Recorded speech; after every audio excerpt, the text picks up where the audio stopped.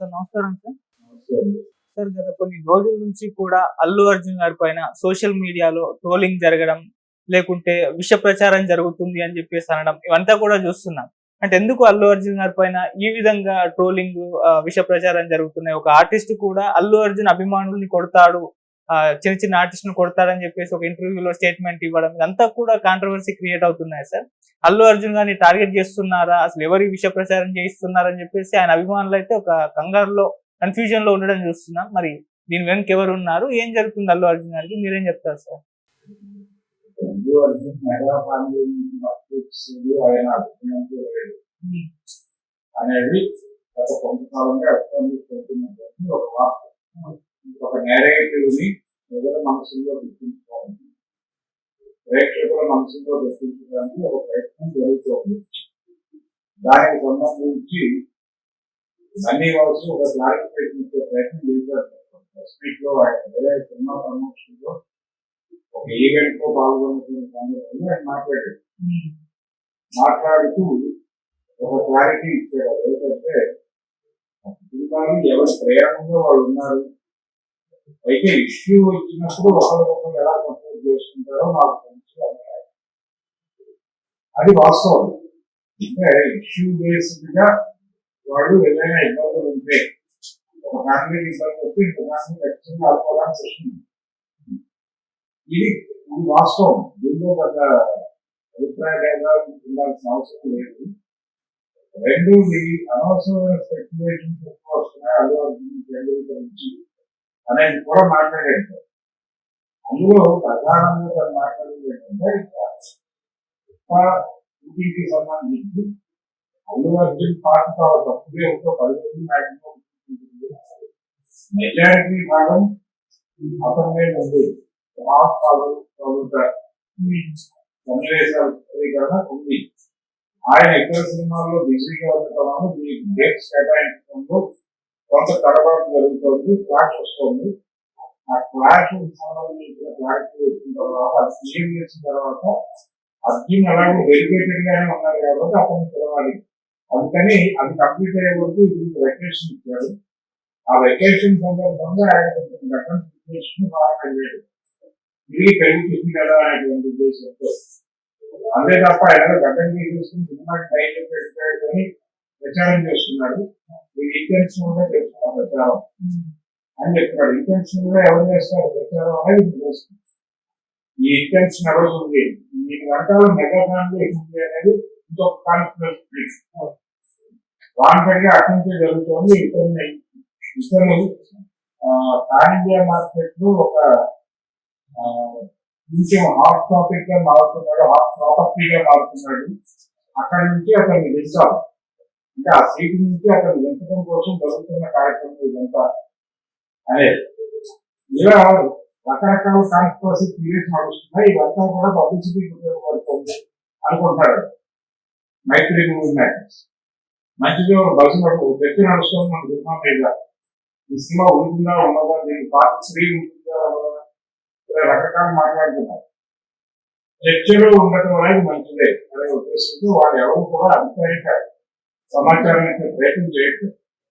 సుకుమార్కి అల్లు అర్జున్కి పెట్టుకుంటే ఒక స్పెక్యులేషన్. ఏది ఏమైనప్పటికీ డిసెంబర్లో సినిమా రిలీజ్ చేయడం వాళ్ళకి అవసరం. రకరకాల కారణాల పాటు డిలే అయింది ప్రాజెక్ట్. ఇది కంప్లీట్ చేసుకుంటే 2 ప్రాజెక్టులు చేయాల్సిందే. ఒకటి తెలుగు శ్రీనివాస్ చేయబోయేటువంటి శ్రేష్ఠాయిలో చెబుతున్నటువంటి ఒక పాన్ ఇండియా సబ్జెక్ట్ మీద వెళ్ళాలి. అలవైకుంఠం తర్వాత సినిమా తెలుస్తుంది. ఇప్పుడు అది ఇప్పుడు ఎవరో కూడా తెలుగు మార్కెటింగ్ సినిమా చేయట్లేదు, లోకల్ మార్కెట్ సినిమా చేయట్లేదు. వాళ్ళ రెన్యూవేషన్ వర్కౌట్ అవ్వదు లోకల్ మార్కెట్ సినిమా. అంటే ఖచ్చితంగా అల్లు అర్జున్ సినిమా చేయాలనుకుంటే వెలుగుతున్న శ్రీనివాస్ అయినా పాన్ ఇండియా ప్రాజెక్ట్ చేయాలి. అప్పుడు మాత్రమే ప్రొడ్యూసర్ వర్కౌట్ అవుతుంది, లేకపోతే లేదు. అందుకని అనివార్యంగా ఏ హీరోతో చేయాలనుకున్నా, ఎన్టీఆర్తో చేయాలనుకున్నా, లేకపోతే ఎవరికి నిఖిల్ లాంటి హీరోతో చేయాలనుకున్నా పాన్ ఇండియా కడే తీసుకెళ్ళాలి. వితౌట్ పాన్ ఇండియా స్టోరీ ఏ హీరో కూడా కథించడానికి సిద్ధంగా లేదు. దానితో సహా లోకల్ మార్కెట్ కథం చేసేటువంటి హీరోలు ఎవరు లేరు. అందుకని అనివార్యంగా ఒక ప్రాజెక్ట్ మక్లీ ప్రాజెక్ట్ ఒకటి వెళ్ళిపోయింది అంటున్నారు. దాన్ని వెనక్కి తెచ్చుకునే కార్యక్రమం ఒకటి ఉంది. అదో ఆలోచన. సో ఇవన్నీ ముందుకెళ్ళాలంటే ఈ ఉత్పాదన తాలూకా ప్రాజెక్ట్ సంబంధించి ఒక క్లారిటీ రావాలి. అతి త్వరలో అంటే ఆగస్టు నెలలో దానికి సంబంధించినటువంటి ఒక అధికారిక ప్రకటన ప్రొడ్యూసర్స్ నుంచి వచ్చే అవకాశం ఉంది. అంటే రిలీజ్ డేట్ సీరియస్ గా అనౌన్స్ చేసి ఇది లాక్ చేశారు మేము డేట్ అని చెప్పాలి. ఆగస్టులో చెప్తే వాళ్ళకి ఇంకా 4 నెలల టైం ఉంది. అప్పుడు ఇతర ప్రచారాలు నడుస్తాయి. అప్పటి వరకు ఈ కన్ఫ్యూజన్ స్పెక్యులేటివ్ స్టోరీ వాంటెడ్ గానే నడుపుతున్నారనేది నా ఉద్దేశం. మెగా ఫ్యామిలీ నుంచి ఈ స్టోరీస్ నడపడానికి అలాగే ఒక్కలేదు. అంటే ఒకటే ఇందాక నేను చెప్పినప్పుడు ఒక స్పెక్యులేటివ్ స్టోరీ ఏంటంటే ఆయన్ని ఆ మార్కెట్ నుంచి డౌన్ చేసి అక్కడికి రామ్ చరణ్ ఎక్కించాలి అనే వ్యూహంలో మెగా ఫ్యామిలీ నుంచి ఈ కాన్స్పిరసీ జరుగుతోంది అనేది ప్రజలందరూ సంతృప్తిగా ఫీల్ అయ్యేటువంటి ఒక స్టోరీ, ఒక నెరేటివ్. కానీ ఆ నెరేటివ్ లో వాస్తవం ఉందా అంటే ఉండే అవకాశాలు తక్కువ లేదు. ఎందుకంటే అల్లు అరవింద్ గారు రెగ్యులర్గా ప్రతి ఒక్కరిలోని గుడ్ రిలేషన్స్ లోనే ఉన్నాడు. ఆయన పవన్ కళ్యాణ్ తో వారు మన నిర్మాతగా వెళ్ళి మాట్లాడించాడు. తర్వాత కూడా ఆయనతో 2 సందర్భాలు కలిశాడు. అయితే చిరంజీవి గారి కుటుంబ వేదికలో అల్లు గారిని కనిపించలేదు అనేది ఈ స్పెక్యులేటివ్ స్టోరీస్ అన్నింటినీ ఒక వెన్నెముక. అదే అల్లు అరవింద్ గారు అక్కడికి వెళ్ళి నిర్మాతలతో పాటు వెళ్ళి ఆయన కలిసి ఆ సమావేశంలో ఏం జరిగిందో ప్రపంచాన్ని వెల్లడించింది ఆయన మైకు ముందు నిలబడు. ఆ మేరకు ప్రాధాన్యత ఇచ్చినట్టే లేదా అక్కడ అరవింద్కి ఆ యాంగిల్లో ఎందుకు చూడడం ప్రకాశం స్వయంగా వెళ్ళాడు ఆయన పవన్ కళ్యాణ్తో. ఇది కూడా చెప్పాలి కదా. దాన్ని చెప్పడంతో పాటు ఒక సంఘటన ప్రస్తావించి ఇంకో సంఘటన ఉపయోగించేలాగా. అందుకని ఆ కుటుంబాల మధ్య అంటే ఎవరి గుర్తింపు కోసం వాడు పాపులర్ సమయంలో కొంత ఘర్షణ ఉంటూ అది ఉంది, అది వాస్తవమే. కానీ ఈ లెవెల్లో గ్రాప్ అంటే వాళ్ళని వాడడం ద్వారా తాను ఎక్కడ అనుకునేంత పరిస్థితి అయితే లేదు, అంత గ్రెడ్జెస్ లేదు. కాబట్టి జరుగుతున్నటువంటి స్పెక్యులేటివ్ స్టోరీస్ అన్ని వ్యూవర్స్ అటెన్షన్ ని గ్రాప్ చేయడం కోసం చేస్తున్నటువంటి ప్రయత్నాలుగానే చూడాల్సి ఉంటుంది. డెఫినెట్ గా వాళ్ళు ఆ ప్రాజెక్ట్ క్లోజ్ చేస్తారు. రిలీజ్ డేట్ అనౌన్స్ అవుతుంది ఆగస్టులో. అనౌన్స్ అయిన తర్వాత నెమ్మదిగా వీటన్నింటినీ రివీల్ చేసుకుంటూ వెళ్తారు. ఆ రివీల్ చేసుకోవడానికి ఒక రకమైన అనుకూలంగా దాన్ని కోసం మనం చేశారు.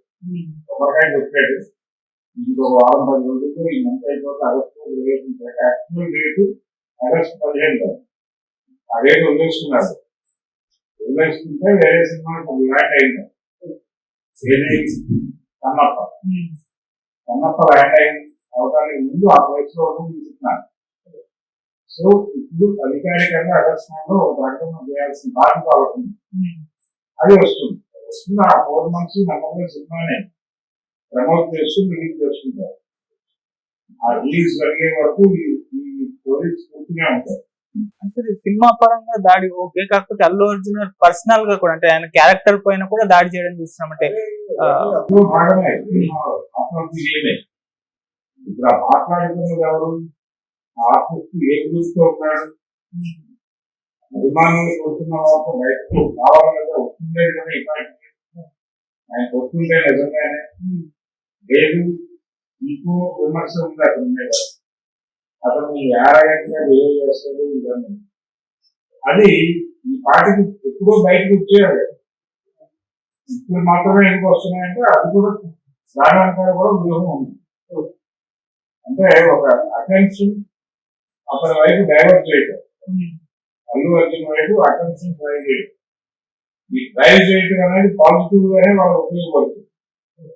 ఇది ఆయనతో వర్క్ చేసిన వాళ్ళు ఎవరో మాట్లాడాలి లేదు నిజమే. షూటింగ్ లో ఏం జరుగుతుంది అనేది అక్కడ పాల్గొన్న వాళ్ళు మాత్రమే చెప్పాలి. రెండోది ఏం జరుగుతుంది చూస్తుంటే గతంలో లేదు. ఎవరికి తోచిన టైంలో వాళ్ళు వెళ్ళి వాళ్ళ క్యారెక్టర్ తెలుసుకుని వచ్చేది. ఆ వెసులుబాటు వచ్చింది. తీసుకుని వచ్చిన తర్వాత ఆ వెసులుబాటు వాడుకుంటున్నారు అందరూ. ఎవరికి ఎవరు కలిసే టైం కూడా లేదు. బికాజ్ అర్జున్ అలా బిహేవ్ చేస్తారు అనేది వాళ్ళకి ఊహకరణ వ్యవహారం. ఆయన తన ఇంటికి వచ్చిన వాళ్ళు కూడా తర్వాత వాళ్ళతో మాట్లాడటం ప్రపంచాన్ని తెలిసిపోయారు. ఇలాంటి ఘటనలు ఆయన టార్గెట్ చేసి టార్గెట్ చేసి తద్వారా ప్రజల అటెన్షన్ అతని వైపు డైవర్ట్ చేసే వెనకాల కూడా ప్రచార వ్యూహం ఉండే ఛాన్స్ అయితే ఉంది. ఆ కోణంలోనే అర్థం చేసుకోవాలి.